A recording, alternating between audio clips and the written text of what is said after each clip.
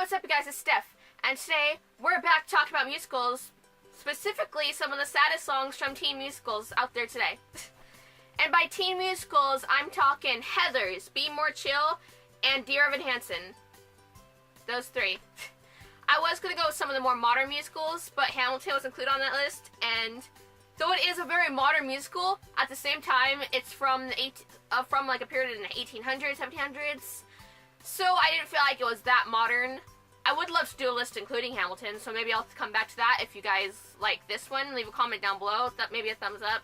Asking for a thumbs up at the beginning of your video, that's, you've gone low, Steph, you've gone way low. Anyway, we're just going to be talking about some, like, in my opinion, the saddest songs from these three musicals that I mentioned. And yeah, let's get to it. At number 5, I had the Requiem from Dear Evan Hansen. Now this song, like, everything in the song, Why Should I Say I'm Gonna Keep You With Me, like, when the villains fall, the village doesn't sing, they don't, like, go, yeah, and it's like, they're here, it's like, it's such a mixed thing, because they knew who Connor was, and here, Evan comes in, and he's like, no, Connor was getting better, he was becoming a better person, he was trying, when, like, the family that was around him and knew him, it's like, how can that be? Like, I saw something completely different from what you're seeing. Was he just lying to us? It's like, I can't say that I'll miss you, even with these things that people say you did, because I knew who you were, and it's just, it's one of those things that really brings who Connor was into perspective. Like, all the fandom really, like, the fandom draws to a different side of Connor when they draw their fan arts and do things like that. And this is one of those songs that really this is like the song that really represents, like, he wasn't a good person. He was really troubled. He had, I don't know how to word this correctly. Connor had demons that he wasn't facing in a proper way, and it was hurting others being his family, since he was kind of pushed everyone else away. His family too, but, like, they were kind of forced together because they're in the same house, you know. This really shows his family's feelings to him being gone, like, I should have a heavy heart, but I'm not. Why should I have a heavy heart? I'm not going to miss you. I mean, I tried to help you, but you didn't want it. And then the mom just, like, there's so many emotions going on in that song. There's so many different thoughts and feelings. And it really, like, hits you and makes you think about Connor's character and, like, the way, like, his relation to the other characters. Because, like, so much of Connor was a made-up thing, like, that we see, kind of. It's just a made-up thing from Evan. We don't really see that much of, especially if you haven't seen the musical and you're just kind of going off the soundtrack. You don't really get a glimpse into Connor's character. I mean, in the very first song, Anybody Need a Map, you get that, hey, I like weed and I'm not gonna go to school, screw the establishment kind of vibe from him. But you don't really get the violence and the kind of, like, how do I explain it? That kind of angrier personality that you see, like, when you watch the musical, which, if you haven't seen the musical, and if it's still up, there is a basement version. Someone, like, put on the whole show in their basement, and I will link that down below if I can find it again, because that's how I saw the musical, and it was great. These kids did amazing. It'll be down there if I can find it. But you don't really get that extra, like, that is Connor. The Requiem is, like, it gives you a glimpse of, like I said, it gives you a glimpse into who Connor was and how his family feels, how they're really feeling, like, a lot of the confliction, you know? I'm gonna move on now, but hopefully some of that rambling made sense. At number 4, we have Lifeboat from the Heathers.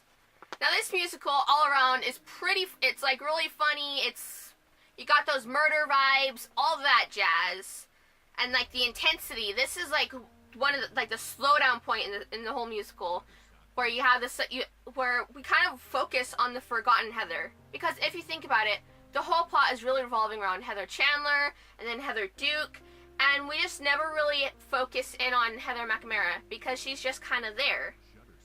And then this is the point where, like, where everything kind of focuses on her, and it's like, whoa, she's really getting affected by this, what's happening with her friends and everything, and we kind of get that glimpse into her, and, like, what's going on with her, and what's going on with her. She has so much going on within her, and we haven't really been focusing on her, so it's just a sudden, like, I'm feeling things too, I'm getting messed up from this too, and it's really sad. And then when you look at where it leads in the next song, it really hits you, because it's like, dang, like, look at all this stuff, like, that's kind of Veronica and JD's fault, how it's affecting these other people, and someone who is one of the popular kids, and, like, shouldn't, like, I shouldn't say shouldn't, it's like one of those people who you don't think really gets hit by these feelings because they're popular and they're all up there and high and mighty, but she's, like, really feeling it, in contrast to how Heather Duke is handling them. She's, like, rising with popularity and all that. She's, like, taking over for Heather Chandler. But Heather McNamara is really, like, feeling like her friend was doing so well and suddenly she's dead. And then the last boy she slept with is suddenly dead, and his best friend is dead, too, because they were gay for each other. I mean, it's really sad to think about. Moving on. Number 3. So Big, So Small from Dear Evan Hansen. So this is Evan's mom recounting the day that Evan's dad came and took the rest of his stuff and left their lives pretty much forever. Because we all know that Evan's dad really wasn't a part of the picture after 4? He was 4? I believe it was like around 4 or 6, somewhere in those ages. I can't think of the exact age, but it was really, really young. And it's just like the sweetness of, like, I told you to stay inside, but you saw that Chuck and he smiled so wide. And it was so, it's like, aw. And then you get to later in the song, it's like, when I tucked you into bed, I'll never forget how you sat up and said, is there another truck coming to our driveway that's gonna take mommy away? That like, hit me so hard. I was like, it's like, I just want to hug baby Evan and be like, it's okay, no. It's so sad to think about, like, just this, like, little kids are so innocent. They're like, they have such an innocence about them because they don't know, like, the world yet. They're still so sheltered from everything. They don't understand how crippling and meaningless existence is. And just like this little kid asking, are you gonna go away too, mommy? And it's just like, it hurts. It's so sad. So it's like a little kid asking, like, well, daddy's gone. Are you gonna go away too? Am I gonna be all alone? That's one of the saddest things, like, to think about.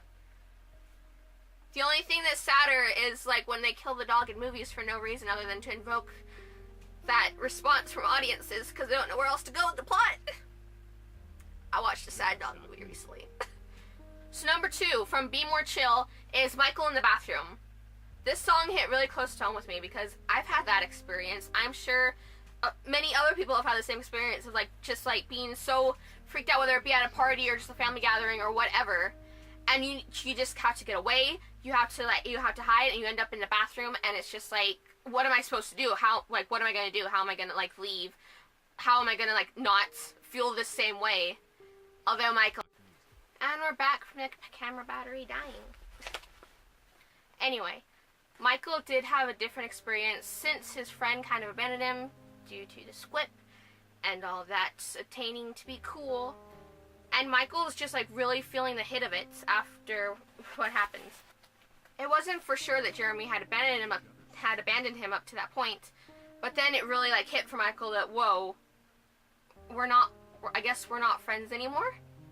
And not only that, you have him at this big party where, let's face it, it's all these kids that he doesn't hang out with. It's all these cool kids and all these other kids, and he's just Michael. He doesn't know anyone here. He doesn't...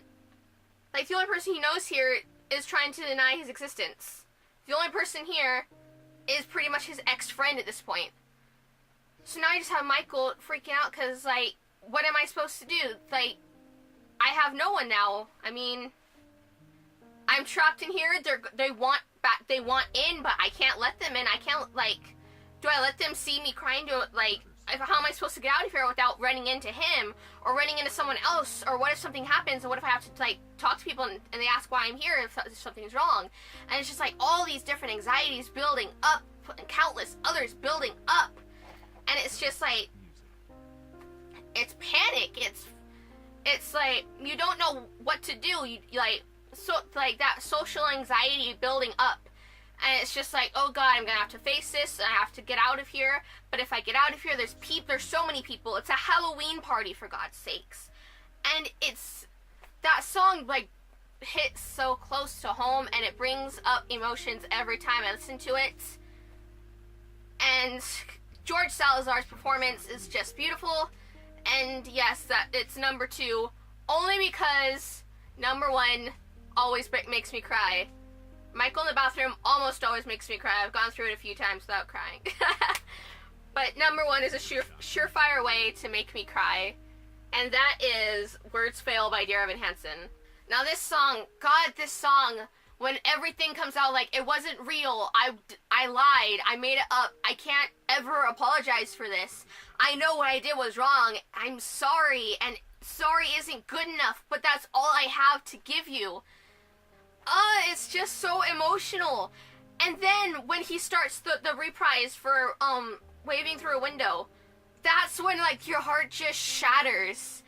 Cause like it's the emotion in the voice and the way that Ben, like, God, Ben Platt does such a good performance in that song. It's unbelievable. Like, you think he's at that breaking point where he's like just starts sobbing, and then he goes past it, man. It's so emotional, and it's so good, and it hurts your heart so bad, and you're just like, everything's coming out to the surface, how he lied, how he really feels inside, and it's just like, damn, it's emotional as heck, man. Emotional AF. A lot of these songs are from Dear Evan Hansen. That's where I go to cry, okay? So yes, that was 5 of my top emotional musical numbers.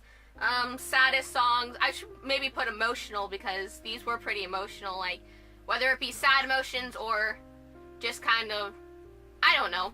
I have yet to title this video yet. I have a couple ideas rolling around, but you know. And yeah, that's it for the video today, guys. What do you think? Did I hit it good? Should some songs have been higher up or lower down?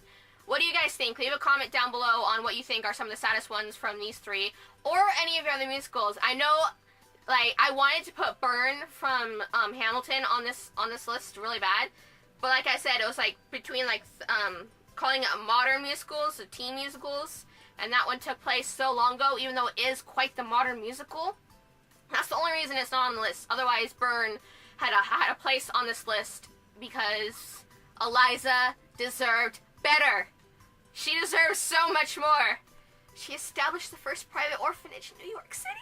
But yes, that's all I've got for you guys today. I hope you have a lovely day / night. I'll see you later.